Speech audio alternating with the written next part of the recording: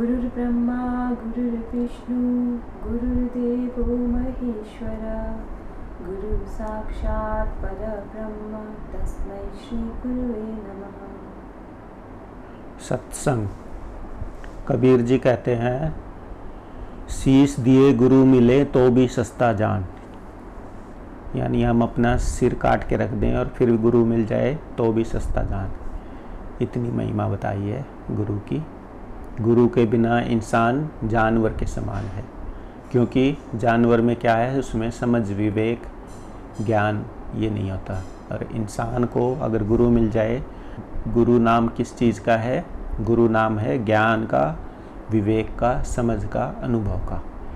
तो गुरु की कृपा से ही हमें विवेक होता है, तभी हम पहले अच्छे मनुष्य बनेंगे, इंसान बनेंगे, और उसके बाद हम कहीं अगर मन शांत हो जाए तो आध्यात्मिक बन सकते हैं।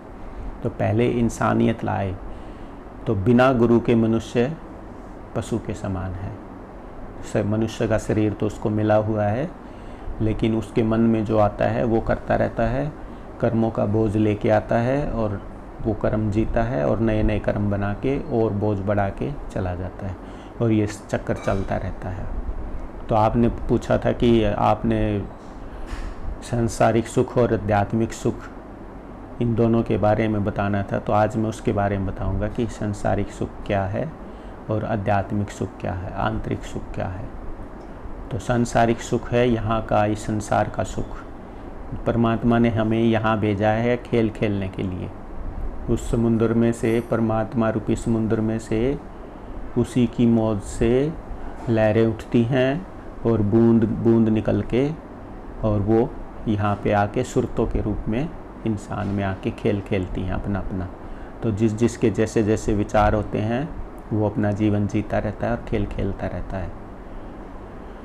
लेकिन इस खेल में हम गड़बड़ क्या करते हैं? अज्ञान बस हम नए नए कर्म बनाते रहते हैं, शुभ और अशुभ, और यहाँ सुख और दुख उठाते रहते हैं।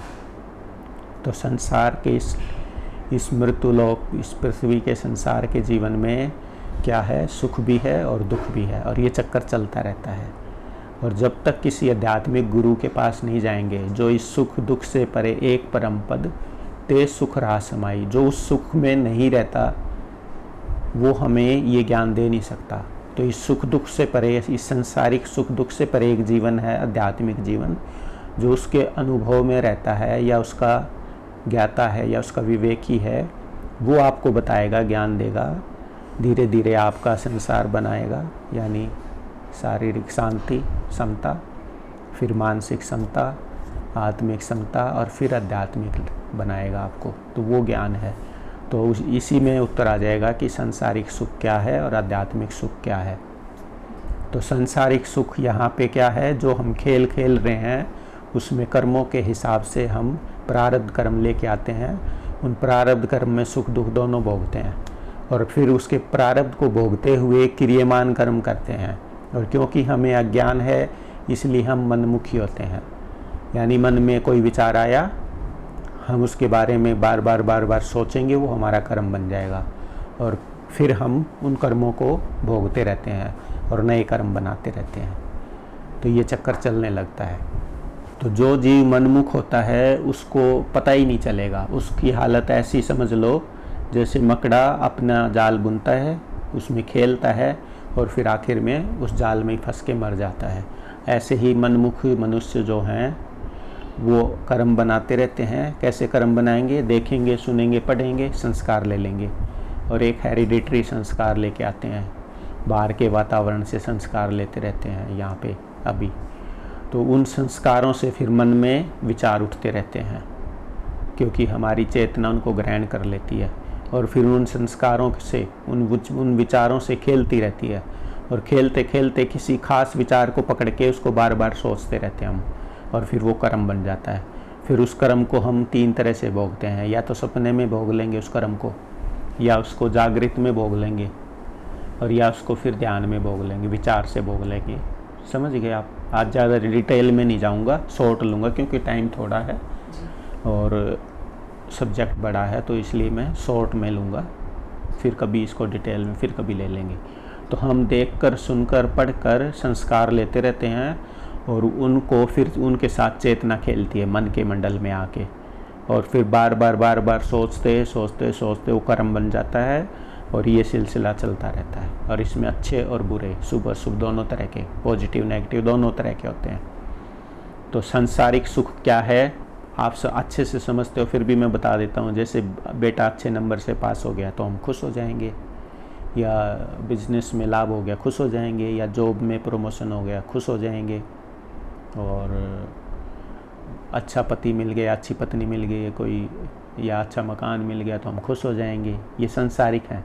बेटा हो गया हम खुश हो जाएंगे, बेटी की अच्छी शादी हो गई हम खुश हो जाएंगे। यानी संसार के जितनी चीज़ें हमारे मन के अनुकूल होती हैं, जैसा हम चाहते हैं वैसा हो जाए तो हम खुश महसूस करते हैं, सुखी महसूस करते हैं अपने आप को।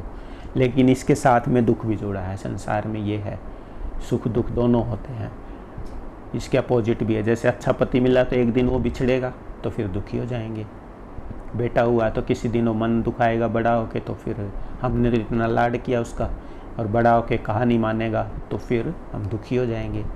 और धन आया है तो फिर हमें ये, धन आया तो सुख हुआ, अब फिर हमें ये चिंता होगी कि इसको और बढ़ाएं, या ये चिंता होगी कि ये कहीं चला ना जाए, फिर ये चला गया तो फिर और दुखी हो जाएंगे। इसलिए ये जो सांसारिक सुख हैं उनके साथ दुख भी जुड़ा है। यानी जैसे अच्छी सेहत है तो हम परवाह ही नहीं करते, उस सेहत का आनंद ले रहे हैं, और जो मन में आया मनमुखी होके कुछ ना कुछ कर्म करते रहते हैं और फिर सेहत खराब हो जाती है। जैसे मन में आया कुछ खाना है, अंट संट खा लिया और खूब एंजॉय किया, और फिर कुछ टाइम तक तो बॉडी उसको ठीक है हैंडल कर लेती है, और एक टाइम आता है कि बॉडी गिव अप कर देती है, तो इंडाइजेशन हो जाएगा, बीमारियां घेर लेंगी, तो दुख हो गया ना सुख के साथ। तो ये संसारिक सुख है, यहाँ का इस लोक का सुख है। तो सुख थोड़ा है और दुख ज़्यादा है। जैसे काम भोगते हैं तो बहुत सुख मिलता है, थोड़ी देर के लिए सुन लग जाती है, सब कुछ भूल जाते हैं हम। तो यहाँ का सुख परमात्मा ने थोड़ा सुख दे दिया और उसकी कीमत ज़्यादा चुकानी पड़ती है। अब ज़्यादा काम भोगेंगे तो फिर मैंने सारे सत्संगों में बताया हुआ क्या हालत हो जाएगी, दुखी हो जाएंगे, बहुत दुखी हो जाएंगे, और ज़्यादा भोगेंगे और दुखी हो जाएंगे। यानी ये संसारिक सुख की एक सेल्फ लाइफ है, आज की भाषा में कहें। यानी इसको भोगेंगे हम, फिर दुखी हो जाएंगे ये उसके बाद कुछ टाइम बाद। तो यहाँ सुख भी है और दुख भी है, ये जुड़ा है। कबीर जी ने इसको रहस्य में ऐसे कह दिया, तन दर सुखिया कोई न देखा, जो देखा सो दुखिया हो, उदय अस्त की बात कहता हूँ, सबका किया विवेका हो। लास्ट में वो कहते हैं, कहें कबीर सुनो भाई साधो, संत सुखी मन जीती हो। तो वो ये कहते हैं कि इस संसार में कोई भी हो, घाटे बादे सब कोई दुखी है। यानी कोई थोड़ा दुखी है, कोई ज़्यादा दुखी है। तो क्या हुआ है, मैं क्या कहना चाह रहा हूँ, इस संसार में जो हमें सुख मिलता है, खाने में, पीने में, देखने में, या किसी चीज़ के मिलने में, या इसको शॉर्ट में कह लो कि हमारे मन के अनुकूल हो जाए जब बात, तो हम सुखी हो जाते हैं। लेकिन क्योंकि हमें ज्ञान नहीं है, मनमुखी है, इसलिए मन के प्रतिकूल भी घटनाएं घटती हैं। कोई आदमी बिछड़ गया हम दुखी हो जाएंगे, धन चला गया, या चोरी हो गई, या एक्सीडेंट हो गया तो हम दुखी हो जाएंगे, या किसी ने हमारी ऐसी बात करी जो हमें पसंद नहीं आई, हम दुखी हो जाएंगे, बच्चा फेल हो गया हम दुखी हो जाएंगे, घर के परिवार के लोग सपोर्ट नहीं करते या कहा नहीं मानते हम दुखी हो जाएंगे, और कोई बीमारी आ गई तो हम दुखी हो जाएंगे। मतलब जब हमारे विचार नेगेटिव हैं उनका फल आएगा बुरा, उनका फल आएगा कि हम मन के प्रतिकूल घटना आएगी, हम दुखी हो जाएंगे। और जब हमारे विचार अच्छे हैं, सुंदर हैं, तो हमारी जो घटनाएं जीवन में होंगी वो अच्छी होंगी, यानी हम खुश होंगे। तो जब तक गुरु नहीं मिलेगा तो इस चक्कर में फंसे रहेंगे। तो आप संसारिक सुख समझ गए क्या है ये? तो ये संसारिक सुख है। ये सुख परमात्मा ने इसलिए दिए हैं कि हम यहाँ खेल खेलें तो हमें यहाँ पे आनंद आए। तो उसके लिए क्या करना पड़ेगा? अगर संसारिक सुख चाहिए तो गुरु कहता है कि ये मनुष्य तू अपने विचार सुंदर सुंदर रख, ताकि तेरी दुनिया सुंदर बन जाए। लेकिन हम तो गुरु करते ही नहीं हैं, अशुभ कर्म है, गुरु की शरण में जाते ही नहीं है। हमारा तो धर्म कहता है कि प्रथम भक्ति संतन कर संगा, दूसरी रति मम कथा प्रसंगा, ठीक है। तो हम संतन की संग करते ही नहीं हैं तो ज्ञान कहाँ से मिलेगा। इसलिए मनमुखी होके सुखी दुखी रहते हैं और ये चक्कर चलता रहता है। तो संसारिक सुख समझ गए आप। तो अब इसके आगे है आध्यात्मिक सुख।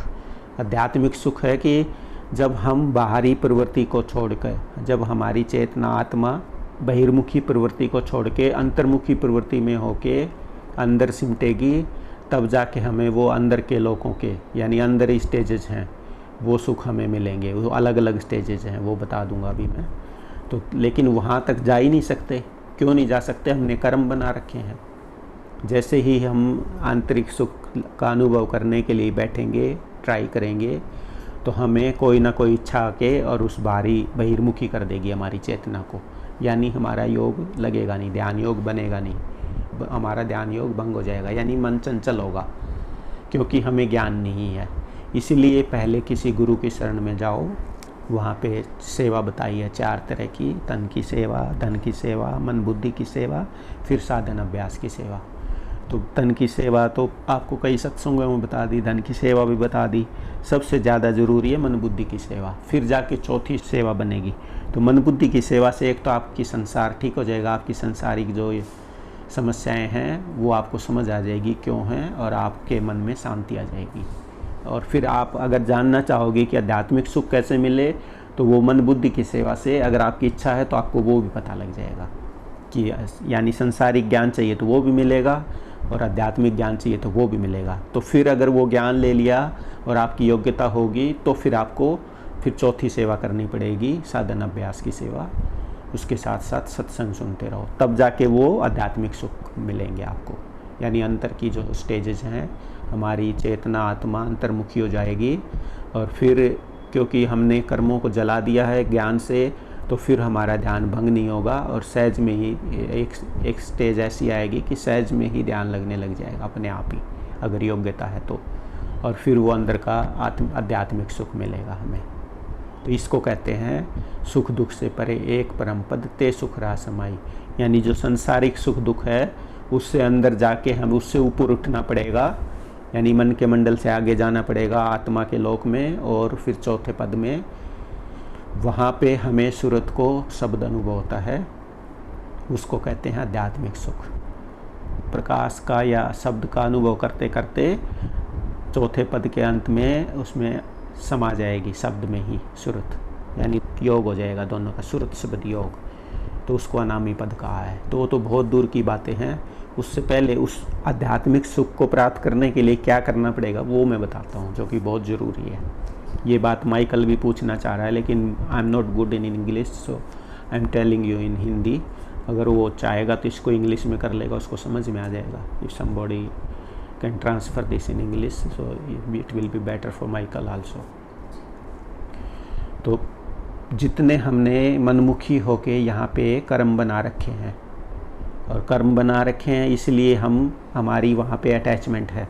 तो जैसे जैसे वो एनवायरनमेंट आएगा, वो चीज़ें होंगी, तो हमारी अटैचमेंट हमारी अटेंशन को उधर खींच लेगी। जैसे अगर कोई कामी है तो उसको कोई सुंदर स्त्री दिखेगी, या लेडी है चाहे आदमी है, दोनों है, तो उसको वो अटैचमेंट खींच लेगी और उसका ध्यान भंग हो जाएगा। तो वो ध्यान योग करना चाहेगा तो ध्यान योग नहीं बनेगा, क्योंकि कामुकता से जो हमारा ब्रेन है वो ठीक से फंक्शन नहीं करता। जो वाइटल एलिमेंट्स हैं वो डिस्चार्ज हो जाते हैं ब्लड में से। वो जो हमारा सीमन है या जो लाइफ फोर्स है वो ब्लड में से बनती है। और जब उसको हम ज़्यादा सुख, इस संसारिक सुख में ज़्यादा खर्च कर देते हैं, तो हमारे ब्रेन में जो फंक्शन करने के लिए वाइटल एलिमेंट्स चाहिए उनकी शरीर में कमी हो जाती है। तो उससे मन चंचल हो जाता है, यानी मन की क्षमता ख़त्म हो जाती है। तो ऐसे आदमी का तो ध्यान बनना असंभव है, बनेगा ही नहीं। तो क्या करना पड़ेगा? जिसने कामुकता से इस संसारिक सुख को लेके, कामुकता के सुख को लेके अपने ब्रह्मचर्य का नाश किया है, चाहे शारीरिक रूप से या मानसिक रूप से, अगर वो आध्यात्मिक सुख लेना चाहे तो पहले उस खोई हुई एनर्जी को रिगेन करे और फिर आगे उसको ना खोए। तो ये कोई खाला का घर नहीं है, इसमें बहुत समय लगता है। जो हमने बच्चे पैदा किए हैं या जो अटैचमेंट रखी है वो एकदम नहीं जाती है, वो बहुत गहरा कर्म बना हुआ होता है, आदत पड़ी हुई होती है। तो उसको धीरे धीरे धीरे धीरे गुरु कृपा से, गुरु के ज्ञान से उस कर्म को काटना पड़ेगा हमें। बार बार बार बार इच्छा करके दृढ़ शक्ति का विल पावर को बढ़ाना पड़ेगा, और फिर एक समय आएगा कि हम उससे कर्म से बच जाएंगे। कैसे? अब ज्ञान की अग्नि से कर्मों को जला के भस्म करना होता है। कैसे करना होता है? मैंने एक दिन पूछा महाराज जी से, मैंने कहा महाराज जी मेरे को ये आध्यात्मिक सुख कब प्राप्त होगा?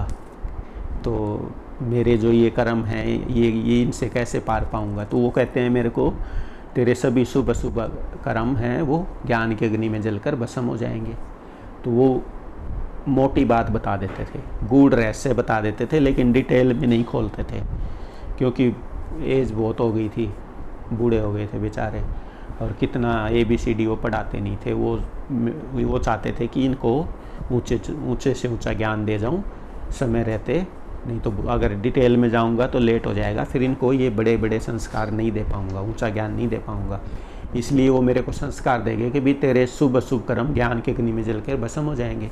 अब इस बात को खोल के नहीं बताया उन्होंने, तो मेरे को कई साल लगे इस बात को समझने में कि ये क्या कह रहे हैं, इस बात का मतलब क्या है, कि क्या ज्ञान की अग्नि होती है और वो कर्म जलकर कैसे भस्म होएंगे। और चलो अशुभ भस्म कर लो, शुभ भी भस्म करने पड़ेंगे ज्ञान की अग्नि में।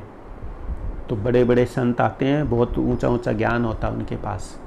इसीलिए कबीर जी ने कहा है कामी तेरे, कितना ही महाकामी है वो भी, उसका भी एक न एक दिन उद्धार हो सकता है। कामी तेरे, क्रोधी तेरे, पापी तेरे अनंत, यानी कामी है, क्रोधी है, लोभी है, पापी है, तर जाएगा, उसका बेड़ा पार हो जाएगा अगर सत्संग लेके अपने कर्मों को ज्ञान की अग्नि में जला दे तो।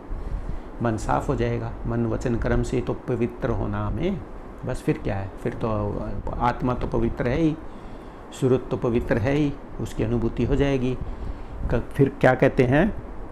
आनुपासक कृतगन निगुरा तरेना नाम रटंत। तो आनुपासक कृतगन निगुरा, यानी गुरु की आज्ञा में नहीं रहता, गुरु की आज्ञा को नहीं मानता, उसका उद्धार नहीं हो सकता। इसलिए गुरु ने जो आपको संस्कार दिए, ज्ञान दिया, जो आज्ञा दी है, उसका पालन करना ही पड़ेगा गुरु वचन पे।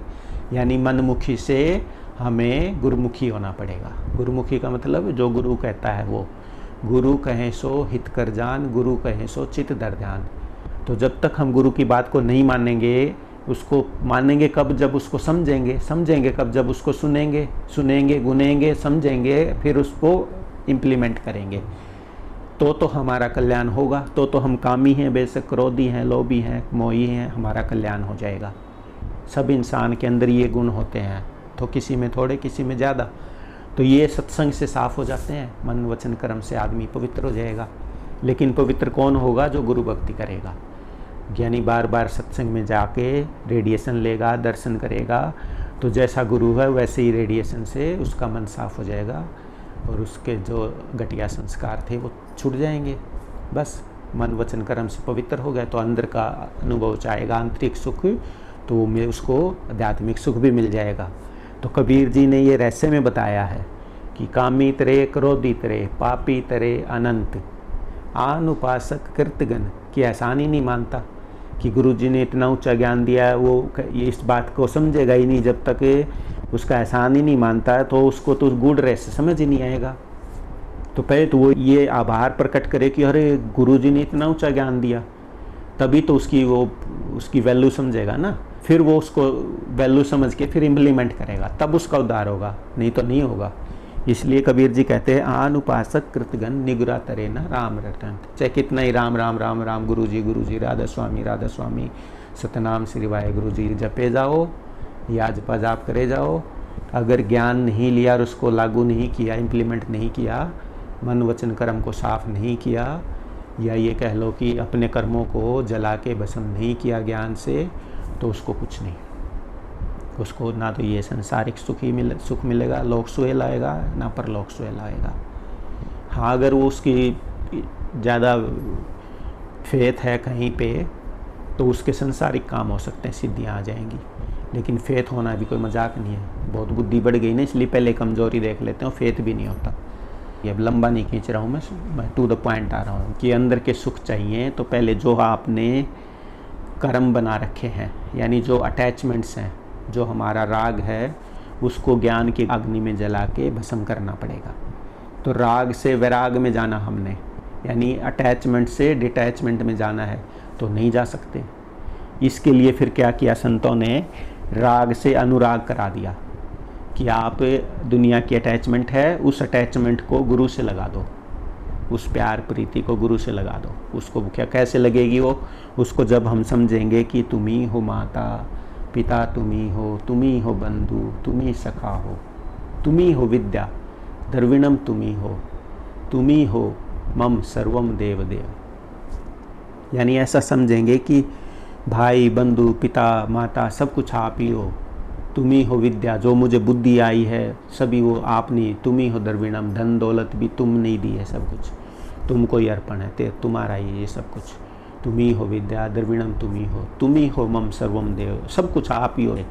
जब ऐसा बड़ा ऊंचा भाव समर्पित भाव आएगा तब हम उसकी कदर जानेंगे कुछ, और फिर उसकी बात को सुनेंगे, तब विश्वास बैठेगा, नहीं तो विश्वास भी नहीं बैठता। कहते हैं ना भी विश्वास करो, विश्वास का खेल है सारा। तो विश्वास शुरू में नहीं बनता है, जब हम उसकी कुछ कदर करेंगे, उसकी बात को ध्यान से सुनेंगे, तब जब वो बात कही हुई सही होगी तब विश्वास बैठता है। तो ऐसे विश्वास नहीं बैठता, पहले श्रद्धा होनी चाहिए, फिर उसकी बात सुनेंगे, वो सच्ची होंगी, तब हमारी बुद्धि कहेगी ठीक है, तब विश्वास बैठेगा।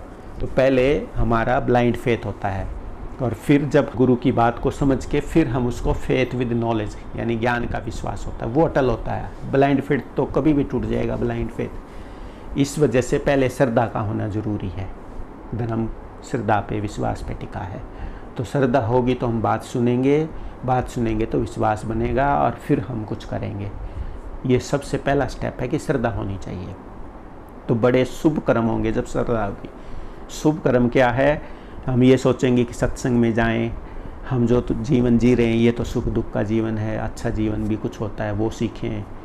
तो ये कोई बार बार सोचेगा, वो समय निकाल के अपना घर बार का, घर के कितने बंधन है, देखो पति है पत्नी है बच्चे हैं दादी है नानी है, कितने रिश्तेदार हैं और भाई बंधु हैं, सबको छोड़ के काम धंधा सब छोड़ छाड़ के सत्संग में आना पड़ता है। तो जिसके शुभ कर्म है वो आएगा, नहीं तो आ ही नहीं पाएगा, इतने बंधन है जीव के सिर पे, कहाँ कैसे छोड़ के आ जाएगा। लाखों का बिजनेस चल रहा है, कैसे छोड़ के आ जाएगा, या घर में कोई बीमार है कैसे छोड़ के आ जाएगा। मैं ये नहीं कह रहा संसार की ड्यूटी ना करो, करो, लेकिन संसार में ही फंसे रहे तो उसी में फंस के मर जाएंगे मकड़े की तरह। इसलिए समय निकाल लो, इसलिए ज्ञान ले लो, संतन कर संगा, संतन की संग करो विद फेथ। पहले ब्लाइंड फेथ होगा, फिर जब हमें ज्ञान मिलेगा तो फिर फेथ विद नॉलेज हो जाएगा, फिर विश्वास अटल हो जाएगा।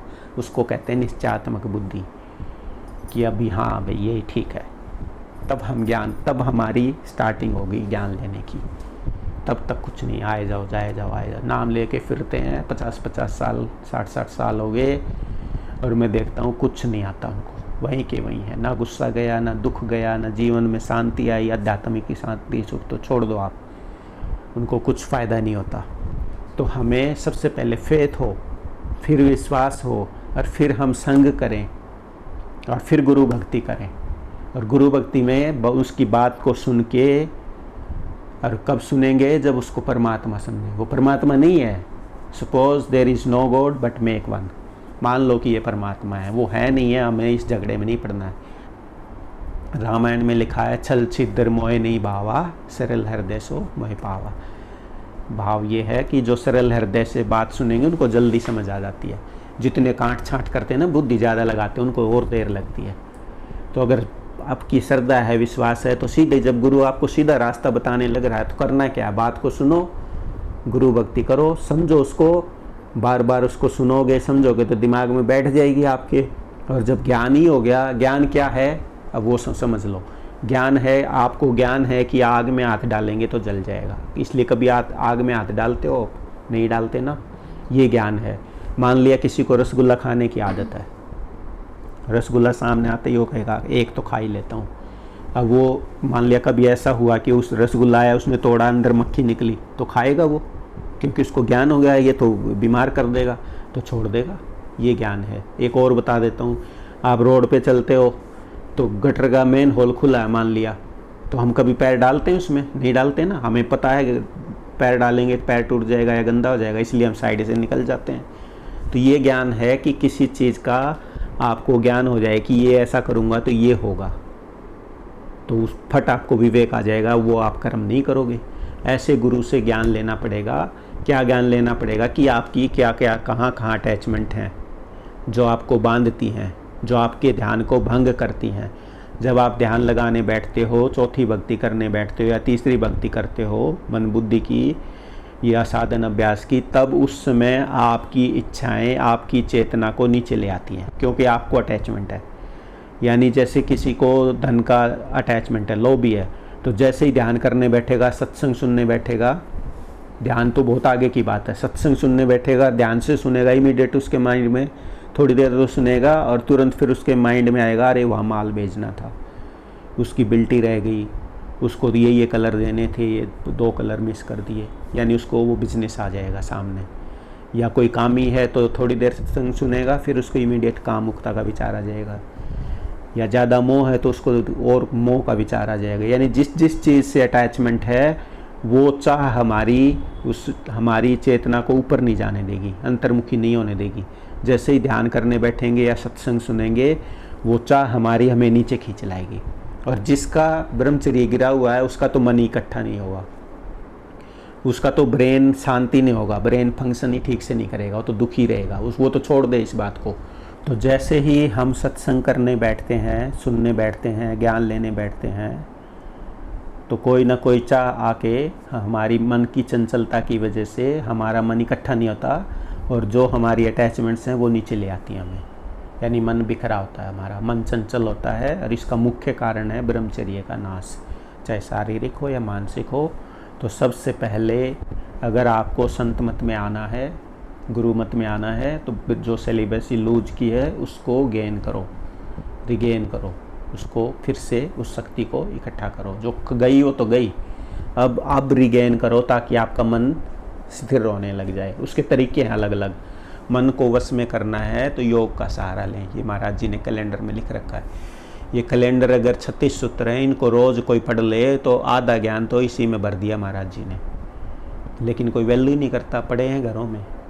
अगर ये सूत्र रोज़ ध्यान से पढ़ लिए जाएं तो इसमें इतना ज्ञान भरा पड़ा है। मुझे साल भर लगा इसको डिकोड करने में, समझने में। इसमें लिखा है नाम धुनात्मक है, वर्णात्मक नहीं है। समझ ही नहीं आता था। सुरत शब्द योग आखिरी मंजिल है, समझ ही नहीं आता था। महीनों दिनों घंटों प्रैक्टिस करी, तब जाके ये कैलेंडर समझ में आया। तो इसमें पूरे ज्ञान का सार दिया हुआ है। तो क्या करना है हमें? पहले जो हमारी अटैचमेंट है, राग है, उसको गुरु के प्रति अनुराग करके, यानी गुरु को सब कुछ समझ के, परमपिता परमात्मा मान के। और जब तक ऐसा नहीं मानेंगे हमारा ध्यान बनेगा ही नहीं। चाहे हम कितने चतुर, कितने इंटेलिजेंट हों, चाहे हम कितने बड़े अधिकारी हों, कितने बड़े सेठ हों, कुछ प्राप्त कर रखा हो इस संसार में, जब तक हम गुरु को ये नहीं मानेंगे कि ये सब कुछ है, परम पवित्र है, परमात्मा का ही स्वरूप है, अगर हम गुरु में कमी देखेंगे तो हमारा ध्यान नहीं बनेगा। इसलिए उसको तुम ही हो सर्व मम देवो देव, या ऐसा मानना पड़ता है कि तुम सब कुछ हो, बस गुरु में अवगुण नहीं देखना है। अगर आप गुरु को मनुष्य समझोगे तो आपको आध्यात्मिक सुख मिलेगा ही नहीं, मन ही नहीं ठहरेगा। इसीलिए सुमिरन ध्यान करना पड़ता है। तब जब आप गुरु को ऐसा मानोगे तब ध्यान बनेगा। तब जैसे ही उसको याद करोगे और आपका भाव इतना ऊंचा है तो आप भी पवित्र हो जाओगे। जिसको हम याद करेंगे उसकी जैसी छवि है वैसा ही इमीडिएट वैसी रेडिएशन हमारे अंदर आ जाएगी। मैं एग्जांपल दे देता हूँ आपको, आपकी लाइफ का। आपके फ़ोन में मान लिया 500 कॉन्टैक्ट हैं, तो जैसे ही आप फ़ोन बुक खोल के नाम ऐसे देखने लगती हो तो जिस आदमी की जैसा इंप्रेशन है, जैसी छवि आपके मन में, आप नाम पढ़ते जाओगे वैसा वैसा आपके अंदर चेंज आता जाएगा। आप करके देख लेना। फ़ोन बुक में एक नाम आएगा, दूसरा नाम आएगा, तीसरा आएगा, तो आपके मन के भाव पर चेंज होते जाएंगे। तो इतना असर है। जब एक नाम पढ़ने से इतना असर है तो जिसको आपने परमात्मा स्वरूप समझ लिया, जब उसको याद करोगे तो उसके गुण क्यों नहीं आएंगे? तो मन इकट्ठा हो जाएगा। लेकिन ऐसा मानने को ना, आज के युग में बुद्धि का युग है, कोई मानना ही नहीं चाहता। अब मैं कह दूँ जी मैं ऐसा हूँ, मेरे को मान लो, तो क्यों मानेंगे? आपने जैसे इंसान को परमात्मा कैसे मान लें? तो बहुत मुश्किल है मानना। मान लिया तो बेड़ा पार हो जाएगा। उसकी बात सुन ली तो और इम्प्लीमेंट कर ली तो, समझ गए आप? तो सबसे पहला ये है कि जिसको आप या तो गुरु बनाओ ही मत, और बना लिया तो उसको परमात्मा का स्वरूप समझो। और मान लिया वो परमात्मा का स्वरूप नहीं है, पूर्ण नहीं है, या उसमें कमियां हैं, आप मन वचन कर्म से सही चाहते हो कि मेरा भला हो, आप सच्चे हो, तो गुरु आपका कुछ नहीं बिगाड़ पाएगा, वो खुद ठीक हो जाएगा आपकी रेडिएशन से। ऐसे बहुत एग्जाम्पल पड़े हैं कि चेलों ने गुरु को ऊंचा उठाया है, लेकिन हम ठगी से भरे पड़े, हेराफेरी से भरे पड़े, इसलिए गुरु भी हेराफेरी वाला मिलता है। तो मैं मेन बात पे आता हूँ कि हमें गुरु भक्ति करके, कब करेंगे गुरु भक्ति? जब पहला स्टेप फेथ होगा, फिर उसकी बात सुनेंगे, फिर विश्वास बनेगा, और फिर जब हम गुरु भक्ति करेंगे। गुरु भक्ति कब करेंगे? जब उसको परमात्मा का रूप समझेंगे, तो हमारा मन ठहर जाएगा। उसके सुमिरन ध्यान से उसको याद करेंगे तो उसकी तुरंत रेडिएशन आ जाएंगी, अरे पवित्र है, काम क्रोध लोभ मोह से अहंकार से परे है, ज्ञान का भंडार है, ऐसी ऐसी बातें हमारे दिमाग में आएंगी, और वैसे फिर हमारा मन इकट्ठा हो जाएगा। यानी जो दुनिया की अटैचमेंट हमें खींच रही थी, जैसे ही सुमिरन ध्यान करेंगे वो हमारा मन इकट्ठा होने लग जाएगा, और मन इकट्ठा होने लग जाएगा तो फिर उस मन इकट्ठे हुए मन को कहीं भी लगा दो, वो चीज़ समझ आ जाएगी आपको। बिजनेस करोगे तो बिजनेस में अव्वल, खेल खेलोगे तो खेल में अव्वल, घर में खाना बनाओगे तो खाने में एक्सपर्ट हो जाओगे, और ज्ञान लेना चाहोगे तो ज्ञान में एक्सपर्ट हो जाओगे। यानी मन को इकट्ठा करने के लिए इष्ट को परमपिता परमात्मा का स्वरूप मानना पड़ेगा, तब मन इकट्ठा होगा, नहीं तो होगा ही नहीं। इसीलिए कहा है सभी संतों ने, गुरु का ध्यान कर प्यारे, बिना इसके नहीं छूटना। फिर आगे ही बात आती है, नाम के रंग में रंग जा, मिले तो है धाम नहीं जपना। तो गुरु का ध्यान बनता ही नहीं, सुमिरन बनता ही नहीं। करके देख लो, थोड़ी देर सुमिरन बनेगा और फिर हमें कुछ याद आ जाएगा कि बच्चे को जॉब पे भेजना है, बाहर से मैकेनिक बुला रखे हैं, ये काम करना है, फिर हम संसार में उलझ जाते हैं। इसलिए बैलेंस करो, दोनों हाथों में लड्डू रखो, संसार को भी संभालो और अपने इस ज्ञान मार्ग को भी संभालो। मैं ये नहीं कह रहा एक तरफ झुक जाओ, एक तरफ झुक जाओगे तो एक ख़त्म हो जाएगा। संसार को भी ख़त्म नहीं करना है और ये ज्ञान का मार्ग भी नहीं छोड़ना है, इसलिए बैलेंस रखो। तो जब दुनिया के काम करो भूल जाओ सत्संग वगैरह सब, दुनिया के काम करो, वही मन लगा दो पूरा, तो काम सिद्धि आ जाएगी काम में, फटाफट वो ऐसे ऐसे आइडिया आएंगे, फटाफट काम होने लग जाएंगे। और जब सत्संग सुनो तो सब भूल जाओ, तन मन धन, तब कुछ याद ना आए आपको, सिर्फ सत्संग सुनो और पूरे ध्यान से सुनोगे तो दिमाग में बार बार सुनने से दिमाग में बैठ जाएगा, और फिर आपको विवेक होएगा, बुद्धि साफ हो जाएगी। और जब बुद्धि साफ हो जाएगी तो तुरंत विवेक आने लग जाएगा। मन में जरा सा विचार उठेगा, इमीडिएट वो ज्ञान आएगा, अरे ये नहीं करना है, गुरु जी ने कहा था ये करना है, ये नहीं करना है, ये करना है, इसको विवेक कहते हैं। जैसे ही क्रोध का विचार आएगा आपको तुरंत पता लग जाए, क्रोध करूँगी तो आफत आएगी, वहीं क्रोध को दबा दोगे। बस किसी का अपमान नहीं करना, सबका सम्मान करना है, कामुकता को नहीं भोगना ज़्यादा, तो धीरे धीरे कंट्रोल कर लो। यानी जो आप चाहते हो, आपकी विल पावर बढ़ने की वजह से वो सारी इच्छाएं पूरी हो जाएंगी, शुभ भी पूरी हो जाएंगी या शुभ भी, घटिया भी पूरी होंगी, बढ़िया भी। इसलिए सबसे पहले सत्संग से मन को साफ करो, मन को, वचन को, कर्म को पवित्र करो। इसलिए सुमिरन ध्यान नहीं बताया जाता शुरू में, इसलिए साधन अभ्यास नहीं बताया जाता, आखिरी में बताया जाता है। पहले अपने जो गंदे विचार हैं उनको साफ कर लो, काम क्रोध लोभ मोह अति के विचार हैं उनको ठीक पहले उनको धो लो। हाँ, अगर आप इस चीज़ के लिए सुमिरन ध्यान करते हो कि मेरा मन पवित्र हो जाए, फिर तो आपको फ़ायदा होगा, फिर कोई नुकसान नहीं है। लेकिन आप सुमिरन ध्यान इसलिए करोगे कि ध्यान बन जाए और फिर मन में गंदे विचार भी हैं, तो फिर नुकसान होगा। इसीलिए पहले खूब सत्संग सुनो, खूब सत्संग सुनो, जिससे कि आपके नए कर्म शुभ बन जाएं, और जो अशुभ कर्म बना रखे हैं वो ज्ञान की अग्नि में जल के भस्म हो जाए। ज्ञान की अग्नि में जल के भस्म कैसे हो जाए? आपको ये समझ में आ जाएगी कि ये जो संस्कार हैं लिए हुए हैं मैंने, वो आते हैं, वो फुरते हैं।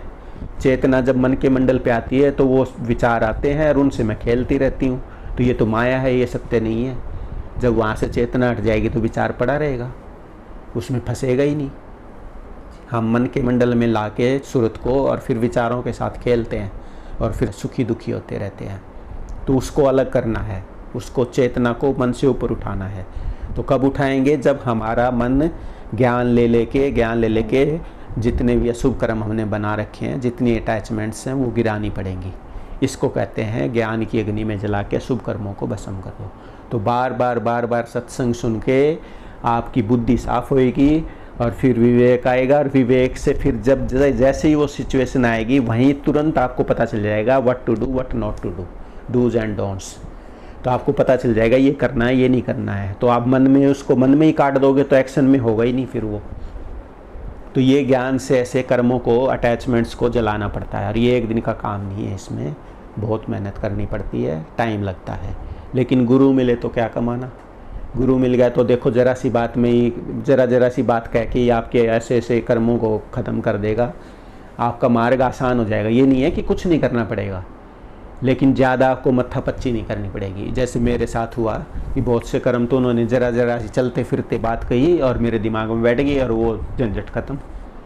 इसलिए कहा कि गुरु मिले तो क्या कमाना। तो आप ये समझ गई, जितनी अटैचमेंट्स हैं अशुभ कर्म है, खासकर काम, क्रोध, लोभ, मोह की अति के, गुस्से के, नफ़रत के, ईर्ष्या के, ये सब विचार हमें पहले छोड़ने पड़ेंगे। जो इनसे भरा पड़ा है वो तो हवा खाए, उसको तो आध्यात्मिक ज्ञान की प्राप्ति हो ही नहीं सकती, बल्कि वो तो अपना नुकसान और करेगा, उसको तो मानसिक शांति भी नहीं मिलेगी।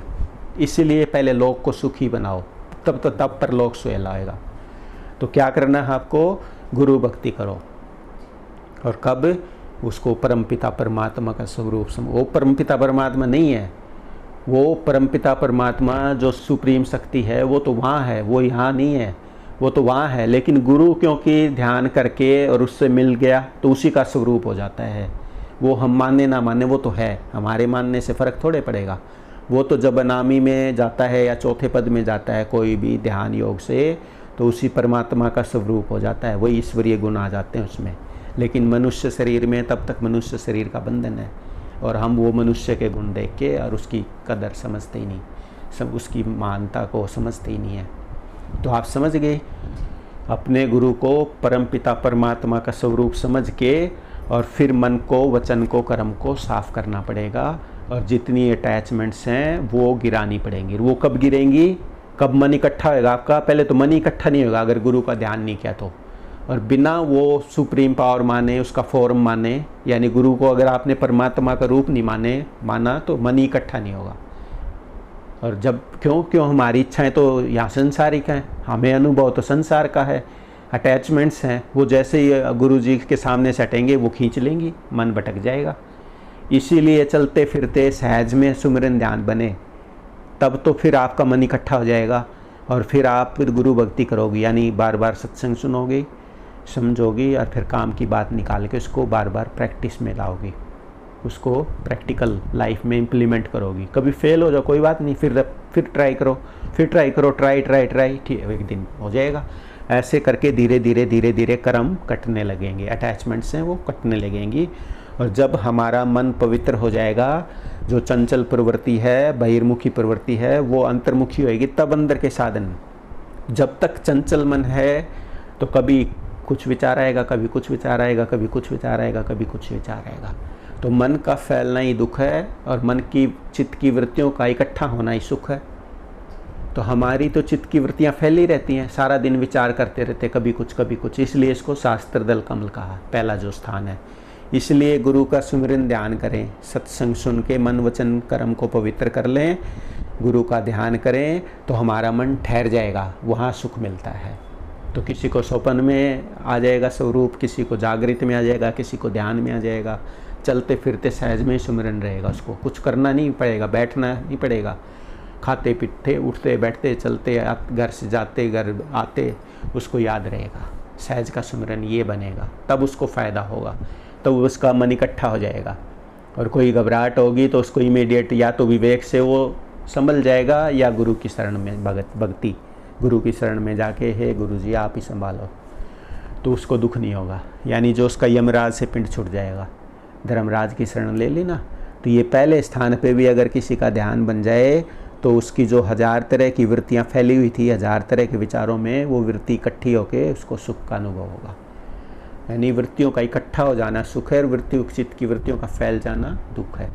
तो यही ध्यान नहीं बनता पहले स्थान का ही, तो आगे के तो बहुत दूर की बात है, आध्यात्मिक तो दूर की बात है। पहले स्थान का ध्यान ही नहीं बनता, क्योंकि गुरु को हम मनुष्य जानते हैं।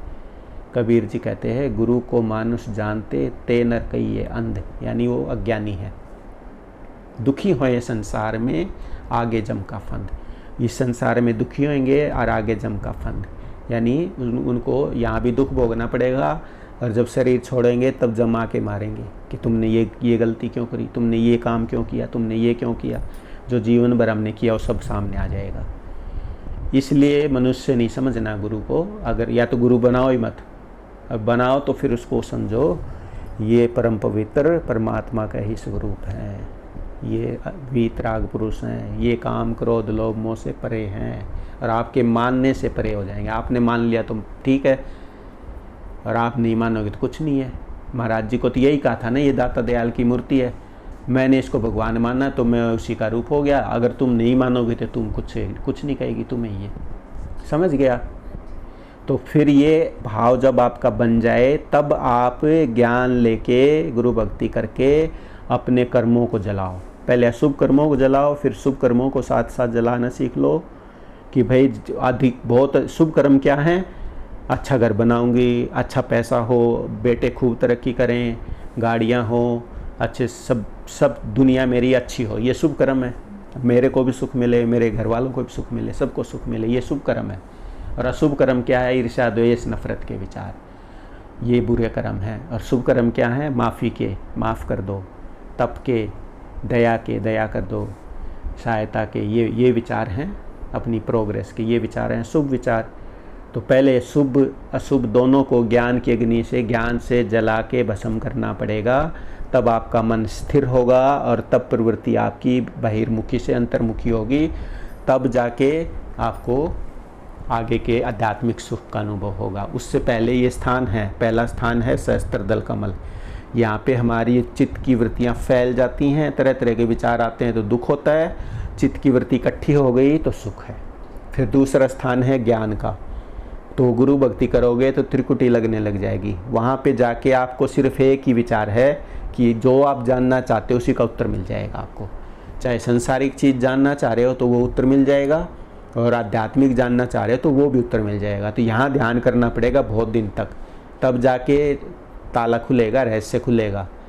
अब ना तो पहले स्थान पे ध्यान बनता, ना दूसरे बनता, फिर कहते हैं जी प्रकाश आता है, शब्द आता है, बकवास आते हैं, कुछ नहीं होता, सब अज्ञान में है। कई कहते हैं जी सीधा उसमें चले जाएं, मैं तो चले जाओ, कौन रोक रहा भाई, सीधे चले जाओ प्रकाश में, चले जाओ। महाराज जी भी कहते थे चले जाओ भाई तुम प्रकाश में जाओ, मेरी नकल करते हैं। महाराज जी कहते थे कि भाई मैं चौथे में चला गया, सीधा शब्द का अनुभव हो गया, सार शब्द का, तो मेरी नकल करते हैं और कहते हैं जी यहाँ कुछ हो रहा है मेरे, तो चले जाओ, कौन रोक रहा है। जब तक पहली क्लास पास नहीं करेंगे तो आगे कैसे जंप कर जाएंगे। वो तो पूर्व जन्म की कोई कमाई थी, उनकी तैयारी थी, ब्रह्मचर्य मेंटेन था, इसलिए उनको अनुभव हो गया गुरु जी की रेडिएशन से। अब आज किसका ब्रह्मचर्य मेंटेन है, आप अपने आप से पूछ लो सारे कि मेंटेन है क्या, नहीं मेंटेन है तो पहले रिगेन करो, उसको मेंटेन करो। और एकदम होगा नहीं, आहिस्ता आहिस्ता आहिस्ता कंट्रोल करो, तब जाके वे बला से पिंड छूटेगा। हाँ, आपके विचार में शक्ति है, जो आपने विचार कर लिया पूर्ण हो जाएगा, वो सक्सेस होगी आज नहीं तो कल, उचित टाइम पे वो काम होगा। पर हम संकल्प ही नहीं करते, अच्छे संकल्प ही नहीं करते, पूरे कब होंगे। हम तो दुनिया चाहते हैं, धन हो जाए, गाड़ियाँ हो, ये हो, वो हो, उसी में फंसे रहते हैं। तो हमारे अशुभ कर्म आके हमारी आध्यात्मिक तरक्की को रोक देते हैं। तो अब आप समझ गए, बहुत दिनों तक सत्संग सुन के मन को, वचन कर्म को साफ करके, और फिर आपको इच्छा हो जाए कि भाई ये संसार में तो सुख और दुख है, तब आपको वैराग होगा कि भाई ये तो सुख है, थोड़े दिन बाद दुख हो जाएगा। फिर कोई ऐसी जगह चलो कि जहाँ फिर सुख है, बस ये सुख दुख से परे चले जाएं हम। फिर आप त्रिकुटी में ध्यान करोगे कि आप आगे कैसे चलें। अब शून्य, महाशून्य, भंवर, गुफा, सतलोक, अलख, अगम, अनाम, ये कैसे प्राप्त किए जाएं, तब वो ध्यान करोगी त्रिकुटी में, तब आगे का रास्ता खुलेगा, वो भी गुरु की कृपा से। जब सतगुरु भये सहाय तब राधा स्वामी शरण गहा, ऐसा कहा संत मत में, राधा स्वामी मत में, कि बिना गुरु की गाइडेंस के अगर ध्यान करोगे तो पगले हो जाओगे। इसलिए पहले इस लोक को सुखी बना के तब परलोक सुहेला करो, और वो भी गुरु की गाइडेंस में। गुरु बताएगा, अगर सिर दर्द होता है तो ध्यान बंद कर दो, बुरे बुरे विचार आते हैं ध्यान बंद कर दो, गुस्सा नफरत ईर्ष्या भरी पड़ी है ध्यान मत करो, ये सब से बरी हो जाओ, फ्री हो जाओ, तब जाके तब ध्यान करो। और तब ध्यान करना क्या है, जब आपके अंदर योग्यता होगी तो अपने आप ध्यान बनेगा। ज़बरदस्ती करोगे तो सिर फटने लग जाएगा। जब आपके अंदर योग्यता है तो अपने आप ध्यान बनेगा। क्या योग्यता है? विषयन से जो हो उदासा, यानी किसी भी चीज़ में अटैचमेंट नहीं है, ना कामुकता में ना और विषयों में। विषयन से जो हो उदासा, परमार्थ की जामन आशा है, यानी वो भगवान को या उस परम तत्व को, आत्मा परमात्मा का ज्ञान को जानना चाहता है, अनुभव करना चाहता है। परमार्थ की जामन आशा, धन संतान प्रीत नहीं जाके, संतान भी रहे धन रहे लेकिन उसको प्रीत नहीं है, अफेक्शन नहीं है, उससे फंसा हुआ नहीं है उसमें। धन संतान प्रीत नहीं जाके, जगत पदार्थ चाह नहीं ताके, संसारिक चीज़ें नहीं चाहता वो। ये नहीं चाहता कि इतना धन और आ जाए, इतने मकान, इतनी कोठियाँ, इतनी गाड़ियाँ और आ जाएं। उपराम हो गया, डिटैच्ड हो गया, उसको समझ आ गया, रूप समझ आ गया माया का कि भाई ये सब तो यहीं छोड़ के जाना है। ये तो यहाँ पहले स्थान पे ध्यान करो, इच्छा करो, बार बार इच्छा करो, ये सब मिल जाएंगे, लेकिन वहीं मत रुके रहो, आगे चलो। अब आप कह रही थी ना कि सांसारिक सुख और आध्यात्मिक सुख के बारे में बताओ, तो सांसारिक सुख जब आप लेके उपराम हो जाओगे तब आध्यात्मिक सुख में जाना, तब तक जा ही नहीं सकते। तो जब सांसारिक सुख सारे देख लिए और फिर आपको अनुभव हो गया भाई ये तो ऐसा ही मामला है, तब आप फिर आगे चलो। तो उसकी योग्यता है, क्या योग्यता है? विषय से जो होए उदासा, यानी कामुकता से फ्री हो गया। नहीं फ्री है तो पहले कर्म काटो अपना, वो जो अटैचमेंट बना रखी उससे दूर हो जाओ, उसको धीरे धीरे कंट्रोल करो, और उसको बिल्कुल छोड़ना पड़ेगा आध्यात्मिक होना है तो। और मान लिया संसारिक सुख भी चाहिए तो उसको कंट्रोल करना पड़ेगा, और जो उसमें फंसा हुआ है वो तो हवा खाए, उसका जीवन तो नरक है। तो क्या है योग्यता, क्या बताई है?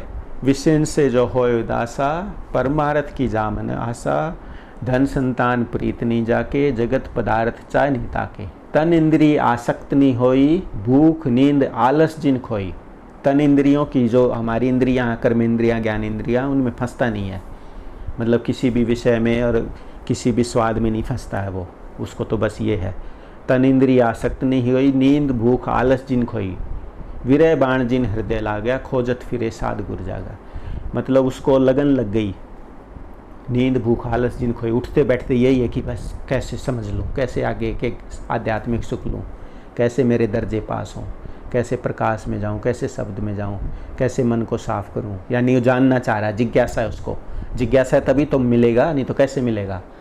तन इंद्री आसक्त नहीं होई, नींद भूख आलस जिन खोई, विरह बाण जिन हृदय ला गया। उसको समझ आ गया कि अरे ये दुनिया तो ऐसी है भाई, छोड़नी पड़ेगी एक दिन, हवा निकली और गए। तब उसको विरह बाण लग गया कि ओहो भाई ये तो मैं तो धोखे में था। अब खोजत फिरे साध गुरु जागा, अब उसको ये पता चल गया कि भाई आगे का ज्ञान भी है कुछ, तब वो किसी साध को खोजेगा, किसी संत को खोजेगा। साध फकीर मिले जो कोई, करे सेवा करे दिल जोई। अगर फिर उसको साध फकीर मिलेगा, कोई ऐसा आध्यात्मिक अनुभव मिल जाएगा, उसकी इच्छा है ना, क्योंकि where there is a will there is a way, जहाँ चाह वहाँ राह। अब उसकी ज़बरदस्त इच्छा है कि कोई साध फकीर मेरे को आगे का रास्ता बता दे, तो उसको मिल जाएगा। अब जब साध फकीर मिल जाए, करे सेवा करे दिल जोई, अब उसकी सेवा करो क्योंकि हमें ज्ञान चाहिए, करे दिल जोई, उससे मन लगा ले और फिर उससे ज्ञान। ऐसी करनी जाकी दे के आप आए सतगुरु तिस मिले। जिसकी ऐसी करनी होगी उसको अपने आप सतगुरु आके मिल जाएंगे घर बैठे, क्योंकि परमात्मा तो वो तो सब में है, अंश रूप में। हमारी जो सूरत है ये यूनिवर्सल है, सब में है वो।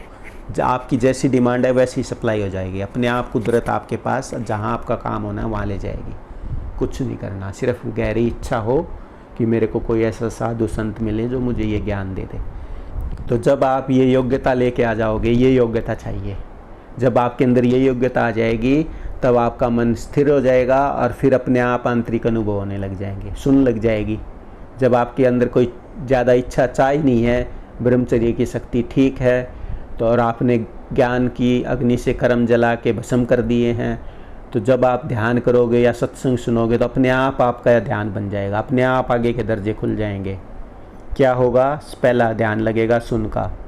सुन में क्या है? मस्ती, नशा सा रहेगा। मेरा कई बार लगता रहता है ऐसे है जैसे बोतल पी रखी है, बस नशा, कोई चिंता फिक्र कुछ नहीं। ये चांद की चांदनी जैसा प्रकाश आता है। अगर ध्यान, आंख बंद करके ध्यान करो तो चांद जैसी चांदनी आती है, और अगर आंख खुली है तो नशा सा रहता है। यहाँ पे खिंचाव होता है, यहाँ पे माथे के बीच के थोड़ा सा ऊपर ऐसे ज़ोर ज़ोर से खिंचाव होता है। और ऐसा हो जाता है जैसे बस नशा करके पड़े हो। तो ये सुन का ध्यान लगेगा, यानी सुरत मन के मंडल से निकल गई। फिर आगे महाशून्य, वहाँ गुप्पन दे रहा है। फिर उसके आगे है भंवर गुफा, वहाँ पे सफ़ेद रंग का प्रकाश आ जाएगा, सोम सोम का शब्द आ जाएगा। वहाँ से आध्यात्मिकता शुरू होगी, स्पिरिचुअलिटी स्टार्ट्स हियर फ्रॉम भंवर गुफा।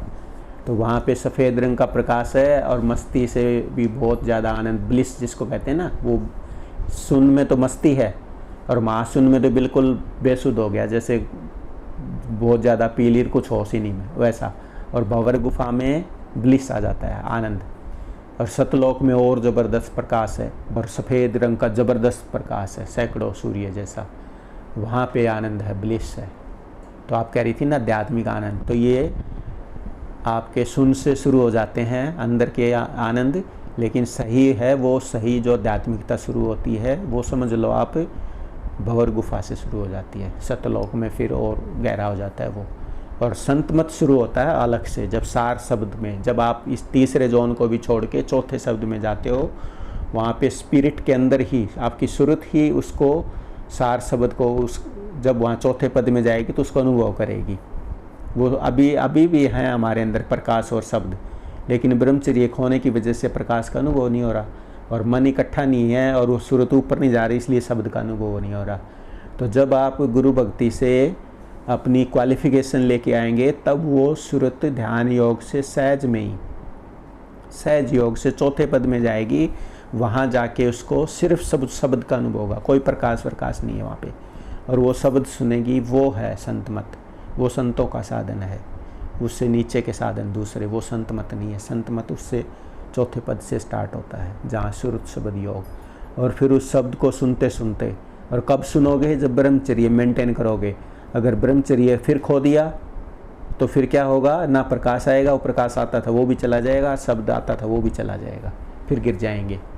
इसीलिए सावधान रहना है, सत्संग सुनते रहना है ताकि आप गिरो ना, आपको वो आनंद मिलता रहे, दुनिया से वैराग रहे, और फिर आप वो अनुभव करते करते करते करते उसी में मिल जाओगे शब्द में एक दिन। उसको अनामी कहते हैं। अब वहाँ पहुँच गए, उसको कहते हैं सेल्फ रियलाइजेशन, यानी आपको आत्मज्ञान हो गया, उसको अनुभूति होगी आपको अपने आप की। तो अब आपको गुरु सत्संग देगा कि भाई ये दुनिया का खेल तो ऐसा ही है, टेम्परेरी है, यहाँ सारे काम करो, अपने संसारिक ड्यूटी करो, कर्जा उतारो, प्रारब्ध कर्म भोगो, सुख दुख जो आपके लिखा के लाए वो भोगो, और साथ में ये योग थोड़ा थोड़ा बीच में जब टाइम मिले अनुभव करते रहो। लेकिन दुनिया मत बिगाड़ना अपनी, साथ साथ ये अनुभव भी करो और दुनिया का लेना देना प्रारब्ध कर्म भी पूरे करो। और फिर आखिर में अगर इसी स्थिति में, सुरत शब्द योग की स्थिति में ही, और आपने शब्द को सुनते सुनते शब्द में मिल गए और वहीं शरीर छोड़ दिया, तब मोक्ष प्राप्त होगा। और जब तक जो ज़िंदगी है आपकी सेल्फ रियलाइजेशन के बीच में, मृत्यु तक के बीच की जो ज़िंदगी है वो जीवित मुक्त अवस्था है। यानी आपको सब ऐसा लगेगा सब परमात्मा की लीला है, सब ये जिधर देखता हूँ उधर तू ही तू है। तो तब तक वो आनंद लेता रहेगा इसका, ये आध्यात्मिक आनंद, वो ये आंतरिक सुख इसको कहते हैं, ये आध्यात्मिक सुख है, ये स्पिरिचुअलिटी है। तो सांसारिक सुख आप समझ गई, आध्यात्मिक सुख समझ गई, और इसके लिए क्या क्वालिफिकेशन है और क्या करनी पड़ेगी ताकि रहनी बन जाए, ये है। तो आप समझ गई क्या है वो। तो ये ज़्यादा देर ना लगा के आपको शॉर्ट में समझा दिया। तो ज्ञान की अग्नि से कर्म जलाने पड़ेंगे, शुभ और अशुभ दोनों, तब वहाँ सूरज जाएगी। और ब्रह्मचर्य इसमें सबसे ज़रूरी है। कई मानते ही नहीं है, मैं कहता हूँ ब्रह्मचर्य का पालन करो, कह रहे मैं तो कर रहा हूँ जी, मैंने तो ऑपरेशन करा रखा है। वो तो ऑपरेशन तो शरीर का करा रखा है भाई, मन का तो नहीं करा रखा। अगर मन में तुम लेडी का ध्यान करोगे तो लेडी आ जाएगी और ब्रह्मचर्य की शक्ति निकल जाएगी। इसलिए सबसे ज़रूरी है ब्रह्मचर्य की शक्ति पहले, और फिर आप ज्ञान लेके अपनी जितनी अटैचमेंट्स हैं उनको डिलीट कर दो, तो ध्यान बनेगा। नहीं तो ध्यान करने बैठोगे, जो संसारी का भाव है या जो अटैचमेंट है वो आपको नीचे खींच लाएगी, ध्यान बनेगा ही नहीं। और ज़बरदस्ती करोगे तो दिमाग ख़राब हो जाएगा, और एक बार ख़राब हो गया तो फिर ठीक भी नहीं होता। तो आप समझ गए अच्छे से। तो ये है गुरु की कृपा कि आपको ज़्यादा मत्थापच्ची नहीं करनी पड़ती। तो इसको कहते हैं गुरु मिले तो क्या कमाना, यानी आपको थोड़े से ही मेहनत में ही सब कुछ प्राप्त हो सकता है। अगर कोई अनुभवी गुरु, ज्ञानी गुरु मिल जाए और गुरु की दया हो जाए आप सेवा करो, संगत करो, दर्शन करो, सत्संग सुनो, तो ज़्यादा मेहनत नहीं करनी पड़ेगी, बस आपकी श्रद्धा विश्वास का खेल है। समझ गए? ये है, कोई शास्त्र नहीं पढ़ने, कोई वेद पुराण नहीं पढ़ने, कोई मूर्तियाँ नहीं पूजनी, सीधे जाओ, बात सुनो, समझो और उसको इम्प्लीमेंट करो, बस इतनी सी बात है। ये संत मत है। समझ गए? तो अब स्तुति गुरु की पढ़ो, कृपा करो। महाराज जी, लालचंद जी कृपा करेंगे घर बैठे हमारे ऊपर, तो संसार सुखी होगा इनकी कृपा से। तो इसीलिए मैं कहता था इनको बार बार, तुम ही हो माता पिता, तुम ही हो बंधु सखा, तुम ही हो विद्या द्रविणम, तुम ही हो मम सर्वम देवो देवा। तो ये स्तुति इसलिए करी जाती है कि आपको सांसारिक शांति चाहिए तो भी गुरु ज्ञान से मिलेगी, और आध्यात्मिक तरक्की चाहिए, मोक्ष चाहिए तो वो भी गुरु के अधीन है। तो गुरु की महिमा जाने ना ऋषि मुनि। तो ये इतनी बड़ी महिमा है गुरु की कि आपका अगर शुभ कर्म है तो कोई सच्चा गुरु मिल जाए और आपको ज्ञान दे दे तो आपका जीवन सुखी हो जाए। तो जीवित शांति चित्त बसे, अंत में सतगुरु देश। तो पहले जीवन को सुख शांति का बनाओ, बाद में आगे की बात करना। ठीक है? समझ गए? जय गुरुदेव।